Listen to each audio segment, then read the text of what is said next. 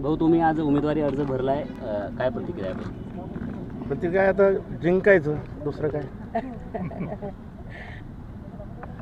महायुतीचे उमेदवार प्रतापराव जाधव यांच्यासह अपक्ष उमेदवार रविकांत तुपकर, संदीप शेळके आणि इतर 14 जणांनी उमेदवारी अर्ज दाखल केलेले आहेत. आपण आता खऱ्या अर्थाने रिंगणात उतरला आहेत. कशा पद्धतीची निवडणूक होणार आहे, कोणासोबत टक्कर असणार आहे? हे पहा, आता 8 तारखेला विड्रॉल आहेत, त्यावेळेस खरं चित्र स्पष्ट होईल. 14मध्ये एखादं मला वाटतं 13 जण विड्रॉल करतील, मी बिनविरोध होईल. टक्करचाही प्रश्न नाही पडणार.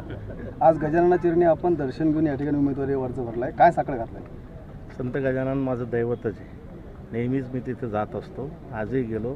गजानन महाराजांना एकच साकडं वजा विनंती केली की या जिल्ह्यावर ज्या अविकासाचा जो कलंक लागला, गद्दारीचा जो कलंक लागला, भ्रष्टाचारी, आणि आपण पाहिलं ॲपिट्यूडमध्ये की कुठंतरी 2009मध्ये ज्याची प्रॉपर्टी 1,27,00,000 आहे, ती आज 15 वर्षात 16,31,00,000 कशी होते?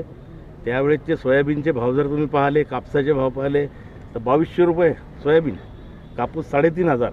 आज कापूस 3,500चा 15 वर्षातही दाम दुप्पट होत नाही.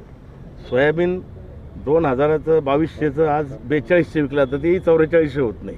मग काय झालं असं? याला भूमिपुत्र असा असतो, शेतकऱ्यांना त्यांच्या मालाला भाव देणारा खऱ्या अर्थानं भूमिपुत्र असतो. या ठिकाणी स्वतःची इस्टेट वाढवणारा भूमिपुत्र नसतो.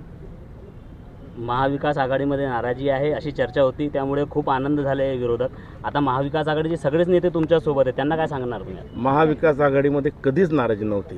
तुमच्याकडे आलेल्या बातम्याच पेरलेल्या आहेत. महाविकास आघाडीचे जे नेते आहेत या ठिकाणी सगळे उपस्थित आहेत आणि कुठंतरी जागा आम्हाला मिळावी, उमेदवारी आम्हाला मिळावी ह्या अपेक्षा ठेवणं, स्पर्धा असणं निकोप याच्यामध्ये काही गैर नाही.